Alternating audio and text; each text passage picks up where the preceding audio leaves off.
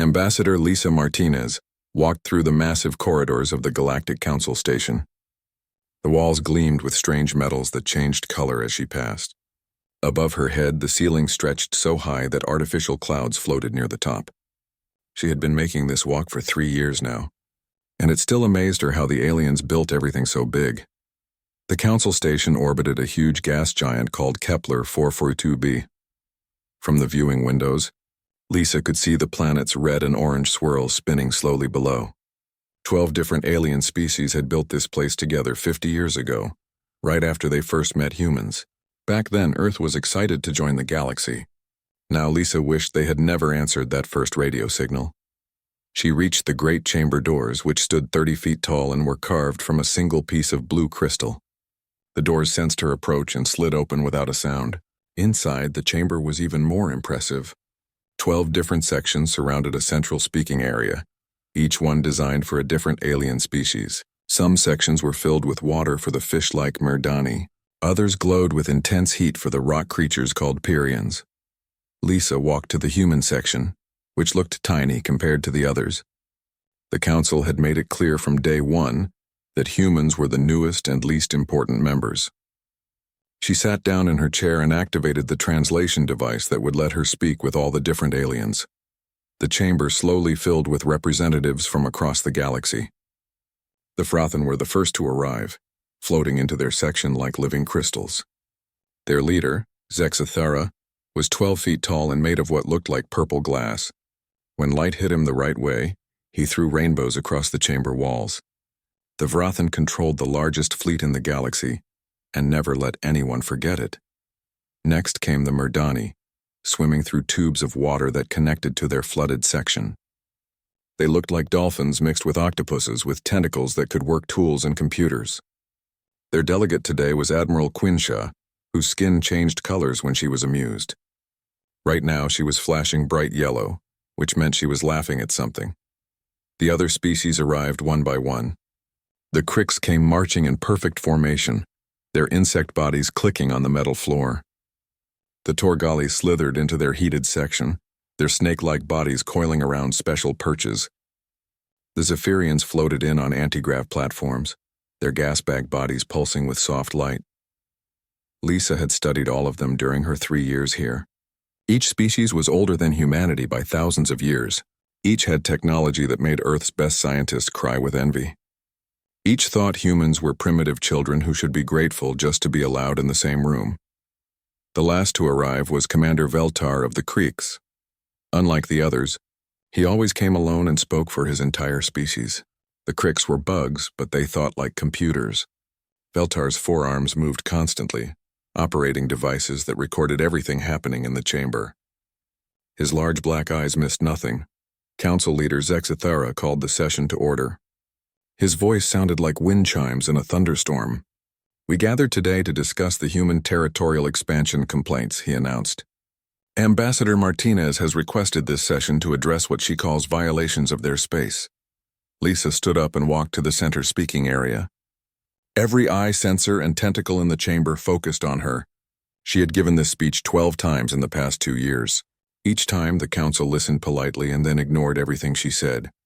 "Honored members of the Council," she began, "humanity has established clear boundaries around our colonies. These boundaries exist for the safety and security of our people. Over the past 6 months, we have detected unauthorized ships from 4 different species crossing into our territory without permission." Admiral Quinch's skin flashed bright orange, which meant she found something funny. Several other delegates made sounds that their translators turned into laughter.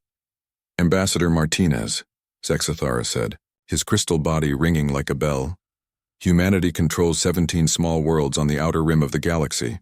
Your territory, as you call it, contains no strategic resources and threatens no one. Why should the Council concern itself with such trivial matters?" Lisa felt her jaw clench, but she kept her voice calm. "Because those worlds contain human beings.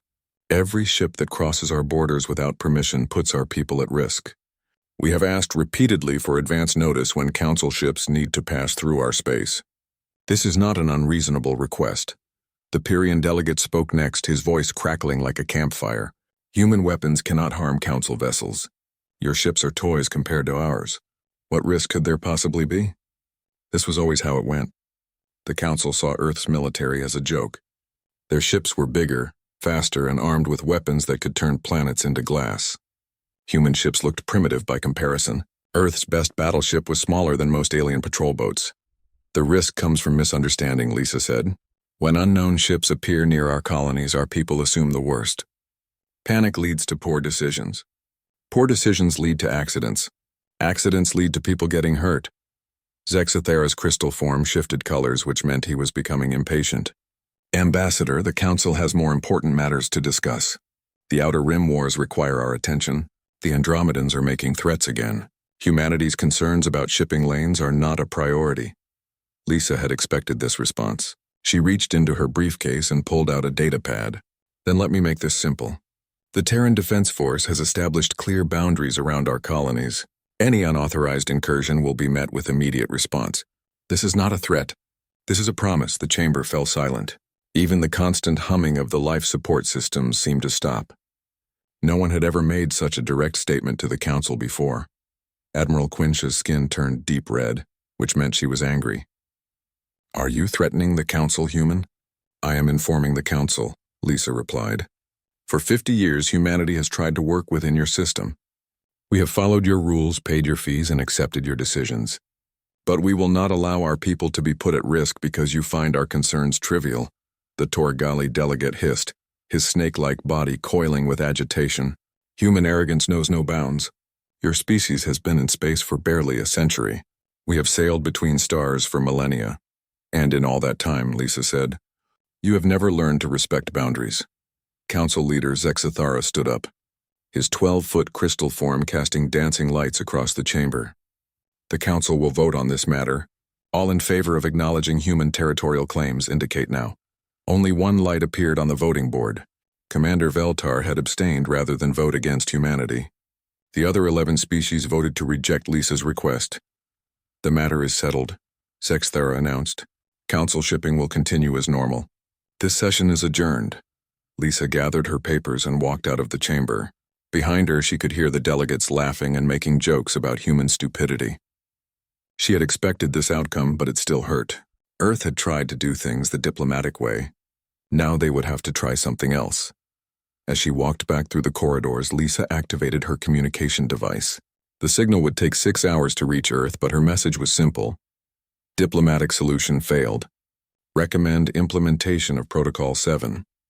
On Earth, President Helen Washington would read that message and know exactly what it meant. The Terran Defense Force had been preparing for this day for 3 years. Soon the galaxy would learn why humans put warning signs on everything. The Council had been told never to cross into Terran space. They had chosen to ignore that warning. Now they would learn why that was a mistake. War Marshal Thex Cora stood on the bridge of his flagship, the Crystal Throne, and watched 200 Vrathan warships drop out of hyperspace at the edge of human territory. Each ship was a masterpiece of crystal engineering, 5 miles long and bristling with plasma cannons that could melt mountains. The smallest escort vessel in his fleet was larger than anything humans had ever built.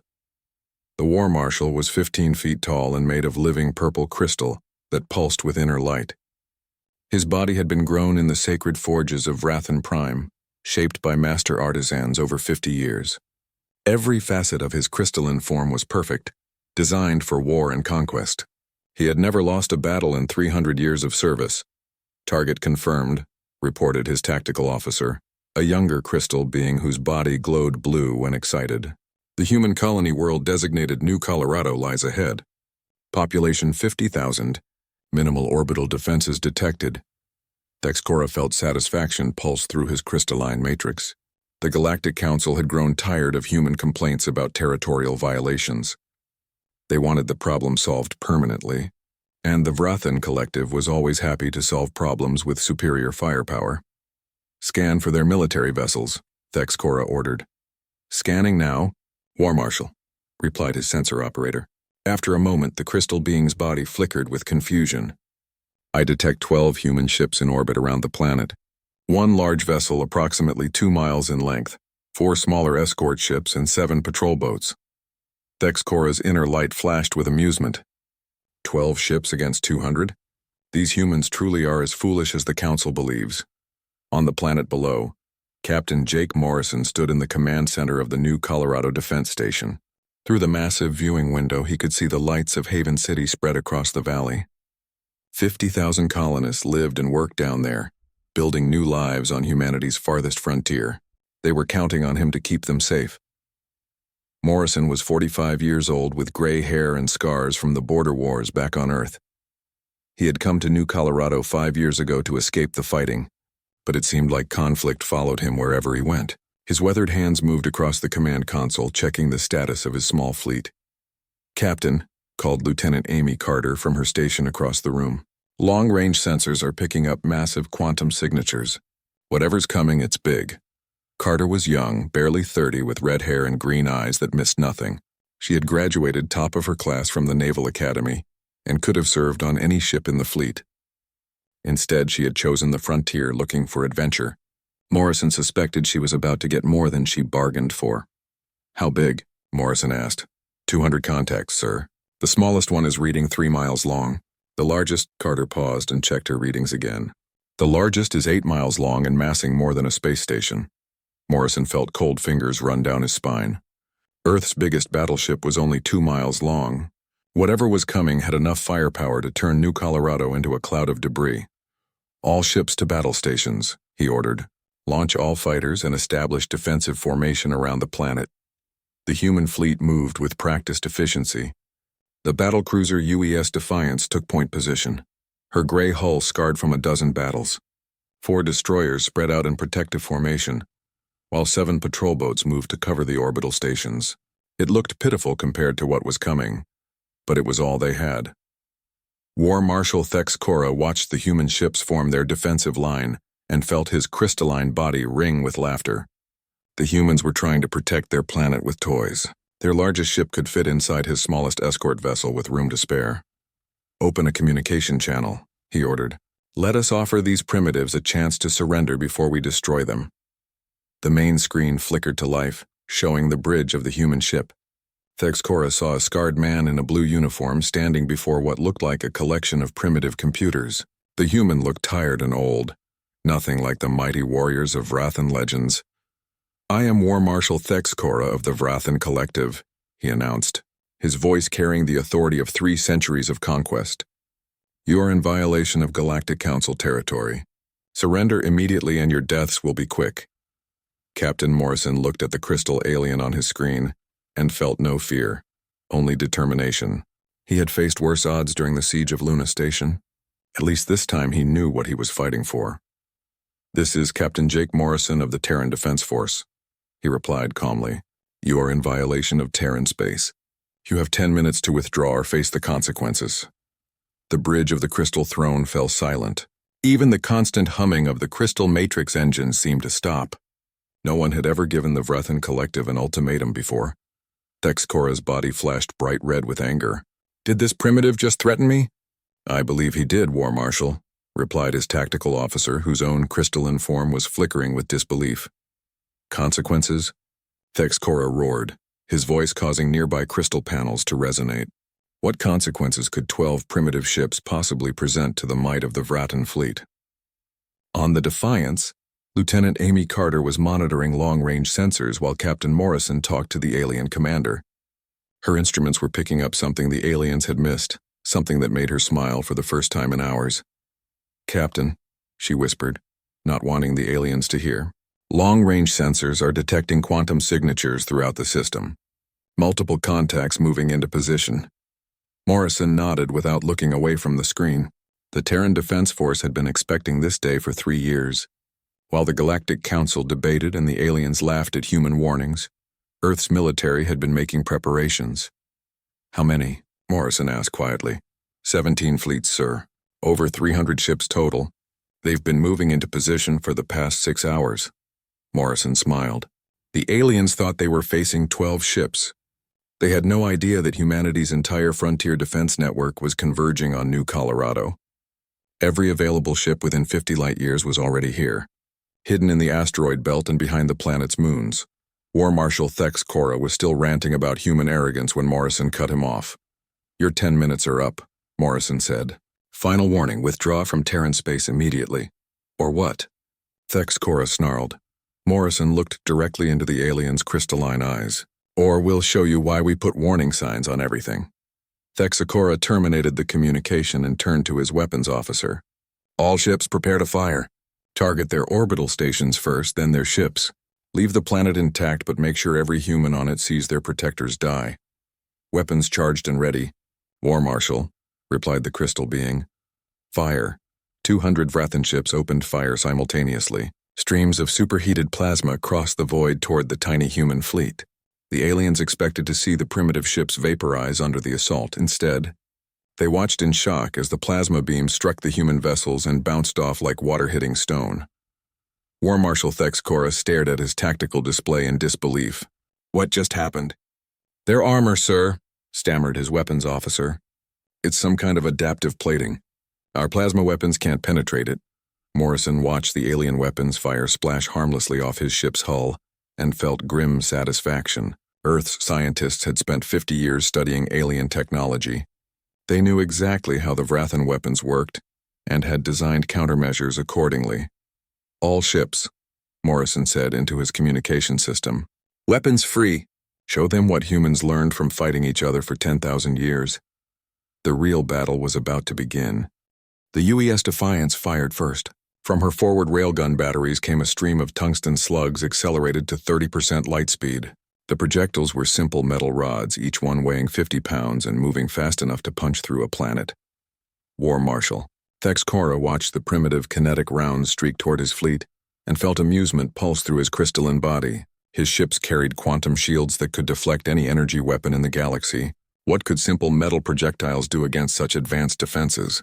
The first tungsten slug hit the escort vessel Crystal Shard and passed through both sides of the ship without slowing down. The 5-mile-long warship broke apart like glass hitting concrete, spilling crystalline debris and atmosphere into space. 3 more Vrathan ships died in the first second of human fire. Impossible, Thexcora whispered, his purple crystal form flickering with shock. Our shields should have stopped those projectiles. His tactical officer's blue glow dimmed with fear. The shields are designed for energy weapons, War Marshal. These kinetic projectiles pass right through them like they're not even there. On the bridge of the Defiance, Commander Rick Taylor coordinated the attack from his weapons station. Taylor was a thin man with black hair and the pale skin of someone who spent too much time in space. He had been designing human weapon systems for 20 years and understood something the aliens did not. Target their command ships, Taylor ordered his gunners. Remember, they can't stop our rounds, but their armor is still tough. Aim for the engine sections where the crystal matrix is thinnest. The 4 human destroyers added their fire to the battle. Each ship carried smaller railguns that fired tungsten penetrators at 20% light speed. The rounds were only as big as telephone poles, but they hit with the force of nuclear weapons. War Marshal Thexcora watched 20 more ships die in the second salvo and realized he was facing something completely outside his experience. The Vrathan had fought energy weapon duels for 1,000 years. Their ships were built to absorb plasma fire and deflect laser attacks. No one in the galaxy used kinetic weapons anymore because energy shields made them useless. Except humans had never heard that kinetic weapons were useless. All ships return fire, Thexcora ordered. Concentrate plasma cannons on their largest vessel.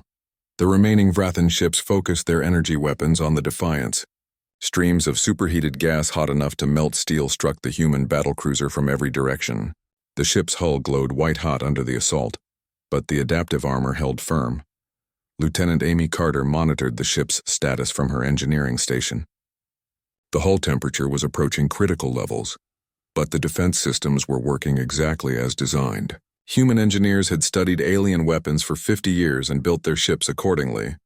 Hull temperature at 90% of maximum, Carter reported. Armor integrity holding steady.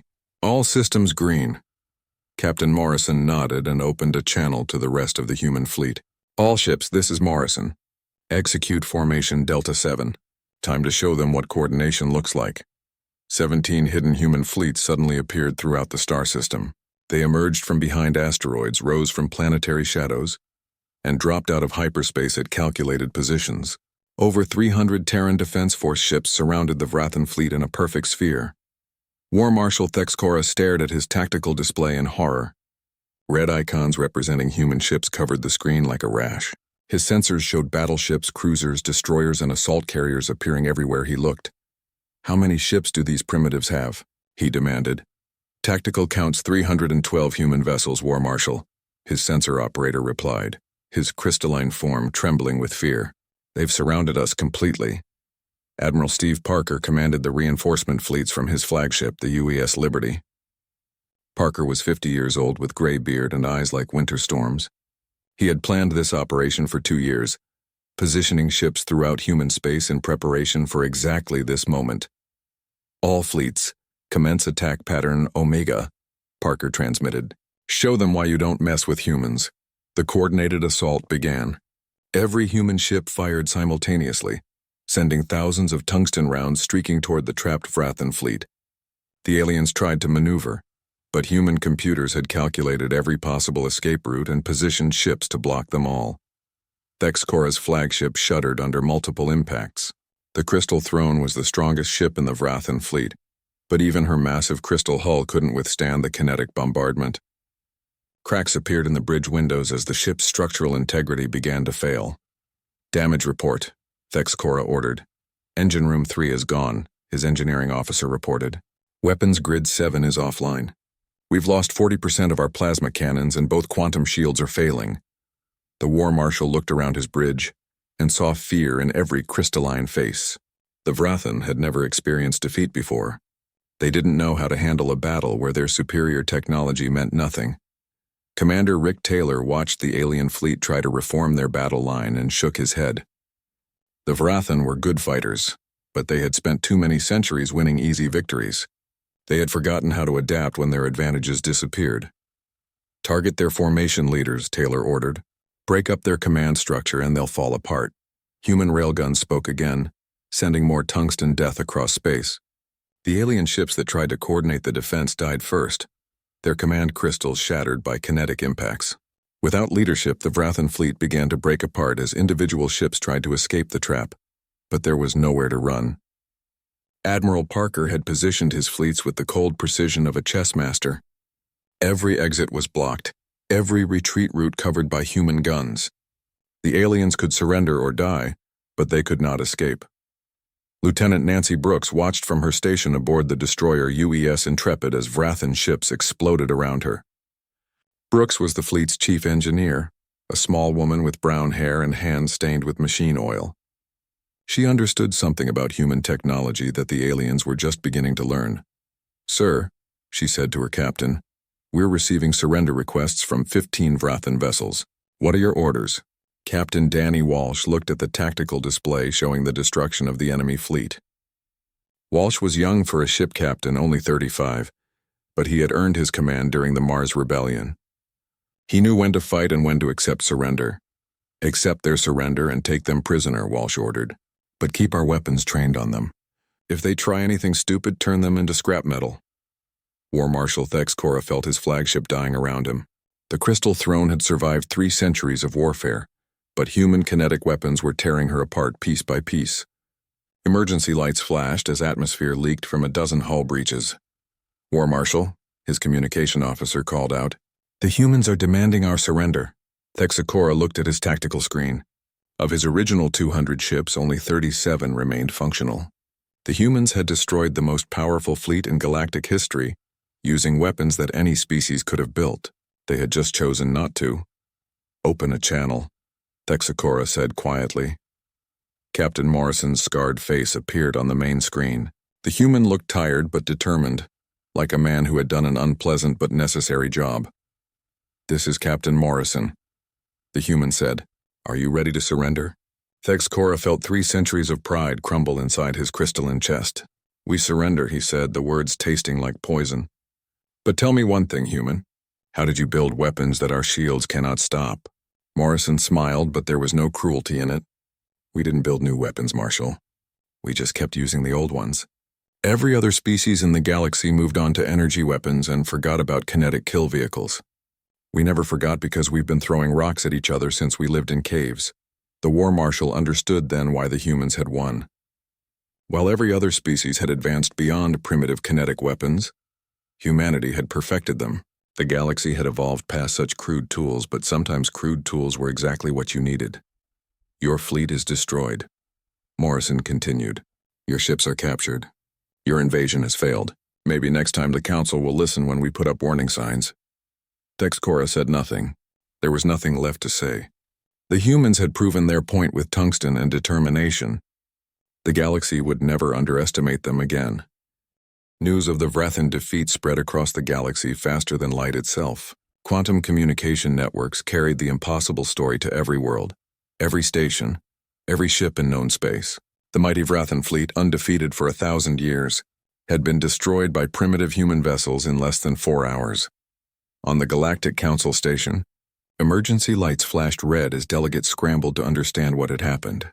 Council leader Zexathara stood in his crystal chamber, his purple form flickering between rage and disbelief. The medical robots around him worked constantly to repair stress fractures that kept appearing in his crystalline body. "This is impossible," Zexathara declared to the emergency assembly. 200 Vrathan warships cannot simply disappear. There must be some mistake in the reports. Admiral Quinshaw of the Merdani floated in her water tank, her tentacles writhing with agitation. Her skin had turned deep purple, a color that meant she was experiencing fear for the first time in her long life. "The quantum communication logs are clear," she said. "War Marshal Texcora sent his final transmission 6 hours ago. His entire fleet was either destroyed or captured." The Pyrian delegate's rocky form glowed brighter with stress. How could humans destroy Vrathan crystal ships? Their weapons are toys compared to our plasma cannons. Commander Veltar of the Crick sat silently in his section, his forearms working multiple data tablets simultaneously. Unlike the other delegates, he did not seem surprised by the news. His black compound eyes reflected no emotion as he processed tactical reports from the battle. "Commander Veltar," Zexathara called out, "your species has studied human military capabilities. Explain how this defeat was possible." The insect being looked up from his tablets. When he spoke, his mechanical voice carried no surprise. "The humans used kinetic weapons. Tungsten projectiles accelerated to relativistic speeds. Vrathan quantum shields are designed to deflect energy attacks, not solid matter traveling at 30% light speed." The chamber fell silent. Every species in the Council had abandoned kinetic weapons thousands of years ago, when energy shields made them obsolete. The idea that someone would still use such primitive technology had never occurred to them. "But kinetic weapons are useless against modern defenses," protested the Torgali delegate, his snake-like body coiling with confusion. "Against energy shields, yes," Veltar replied, "but quantum barriers cannot stop solid projectiles." The humans discovered this weakness and exploited it perfectly. Ambassador Lisa Martinez entered the chamber as the delegates argued among themselves. She had received emergency recall orders from Earth and traveled for 3 days straight to reach the station. Her uniform was wrinkled and her eyes were red from lack of sleep, but her voice was steady when she spoke. "Honored delegates," she said, walking to the center speaking area. "I bring greetings from the Terran Defense Force and an offer of peace." The chamber erupted in angry voices. Several delegates spoke at once, their translators creating a confused babble of accusations and demands. Zexathara's crystal form rang like a bell as he called for order. "Peace." Admiral Quinch's skin flashed bright red. "Your species just committed an act of war against the Council. You destroyed an entire fleet without provocation." Lisa looked around the chamber with calm eyes. The Vrathan fleet entered Terran space without authorization and refused to leave when ordered. War Marshal Texcora threatened to destroy New Colorado and kill 50,000 human civilians. We defended ourselves according to clearly stated territorial policies. "You deceived us," accused the Pyrian delegate. "You hid your true military capabilities and pretended to be weak." "We told you exactly what would happen," Lisa replied. "I stood in this chamber 6 months ago and warned that unauthorized incursions into Terran space would be met with immediate response. You voted to ignore that warning." Zexathara's form blazed with angry light. "The Council demands access to your military technology. We require detailed specifications for your kinetic weapons and defensive systems. We also demand the immediate release of all Vrathan prisoners." Lisa shook her head. "The Terran government rejects those demands. Our technology will remain classified and Vrathan prisoners will be tried for war crimes under human law." "War crimes?" The Torgali delegate hissed with outrage. The Vrathan were acting under Council authority. The Vrathan threatened to commit genocide against human civilians, Lisa said. That is a war crime under any civilized legal system. On Earth, President Helen Washington sat in the Oval Office reviewing reports from across the galaxy.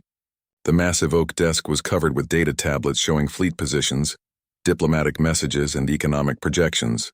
Every screen told the same story. The galaxy was in chaos.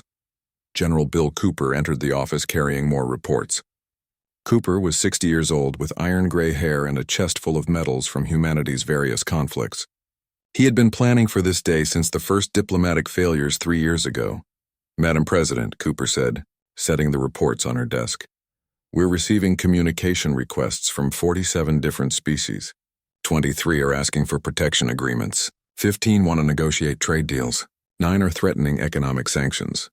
President Washington looked up from her reading. She was 55 years old with silver hair and the kind of steady gaze that made people trust her judgment. She had been a diplomat before becoming president and understood how fear could change political calculations. "What about the council species?" she asked. "The Merdani have officially requested Terran military assistance with their border disputes," Cooper replied. "The Zephyrians want to discuss joint defense treaties. Even some of the smaller council members are reaching out through back channels." The president stood and walked to the window overlooking the White House lawn. Outside, protesters were gathering as news of the battle spread. Some carried signs supporting the military action. Others demanded peace. The weight of humanity's new position in the galaxy pressed down on her shoulders. "The Vrathan attack changed everything," Cooper continued. "Half the galaxy is scared of us now and the other half wants our protection. The old council system is falling apart." President Washington turned back to her desk. "What's our military status?" "All fleet commanders are reporting ready status," Cooper said. "Admiral Parker has secured the new Colorado system and established patrol routes along our borders. The Vrathan survivors are being transported to holding facilities on Luna Station." "And public opinion?" "Mixed," Cooper admitted.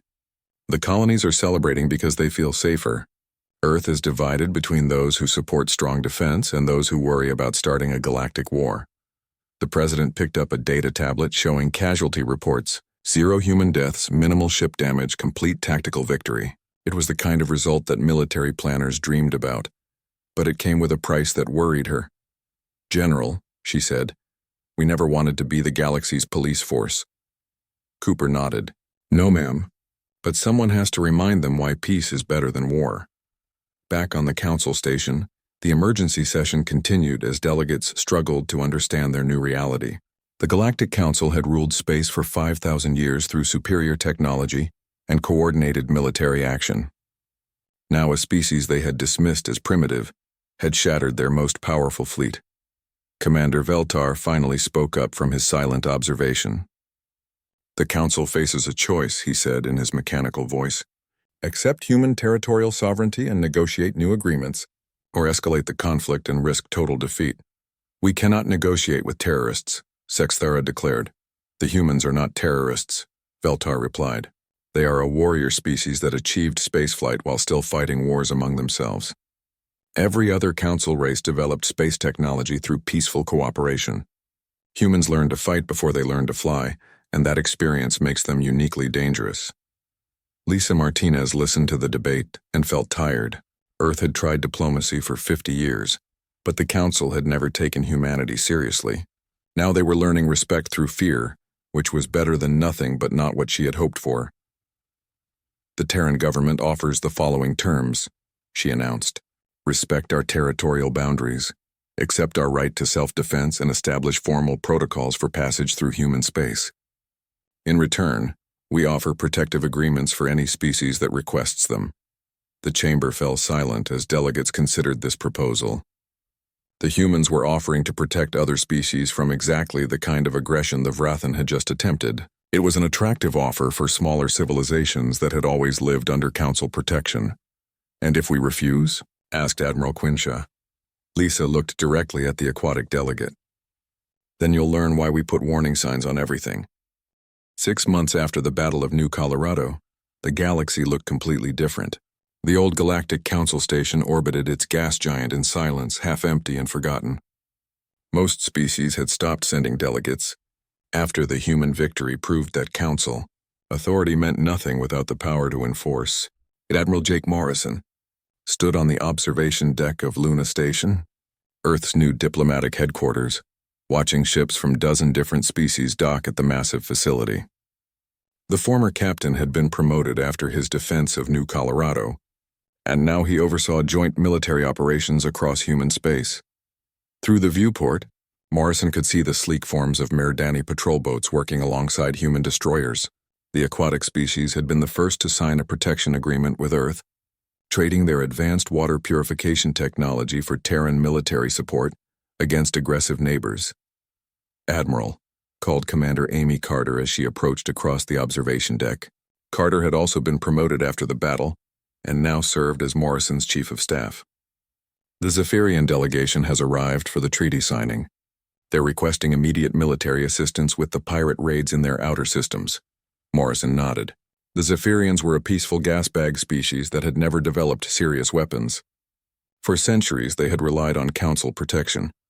But that protection had evaporated when the Vrathan fleet disappeared. Now they needed human help to survive.